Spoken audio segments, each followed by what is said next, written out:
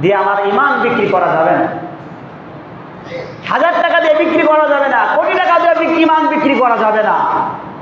এই জন্য তো সরমনাথ পীর সাহেব, মরহুম পীর সাহেব বলতেন, বাবা কারো ইমান 10 টাকা, কারো ইমান 500 টাকা, কারো ইমান 1000 টাকা, কারো ইমান কোটি টাকা, কারো ইমান 1000 কোটি টাকাও দিয়ে ইমান কেনা যায় না।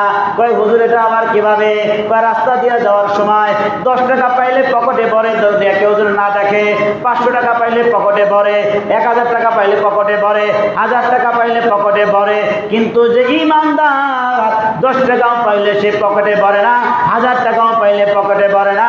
সে চিন্তা করে মানুষের টাকা আত্মসাৎ করলে কিয়ামতের ময়দানে আল্লাহর কাছে কি জবাবটা দিব।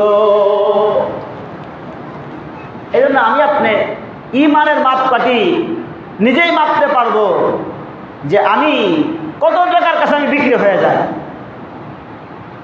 কোন জায়গায় গিয়ে আমি বিক্রি হয়ে যাই, আমি নিজের কাছেই মাপতে পারবো।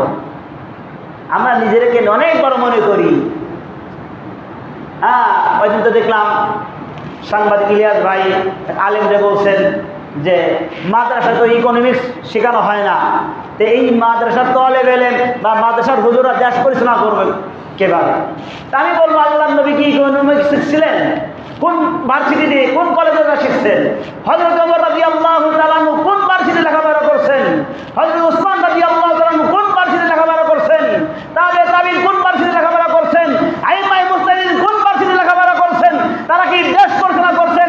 এমনি খারাপভাবে পড়াশোনা করছেন না ভালো উত্তমভাবে পড়াশোনা করছেন? ভালোভাবে করছেন নাকি খারাপভাবে করছেন? ভালোভাবে করছেন। ভাই, দেশ পরিচালনা করার জন্য ইকোনমিক্সের দরকার নাই, ভালো মানুষের প্রয়োজন। ঠিক না ঠিক? ভালো মানুষ হতে হবে, উত্তম আখলাকওয়ালা চরিত্রবান মানুষ হতে হবে। আজকে দেখলাম কয়েকদিন আগে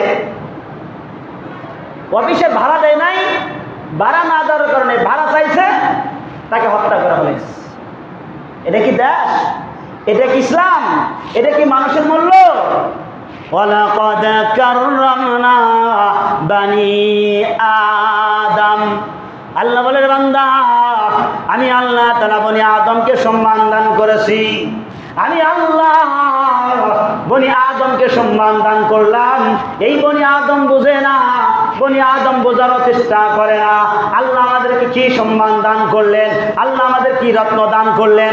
আল্লাহ জানলে বান্দা আমি আল্লাহর কুদরতি পায়ে সিজদা দিয়ে তোমরা জান্নাতে যাও, কিন্তু আমরা জান্নাতে যেতে চাই না, আমরা জাহান্নামে যেতে চাই।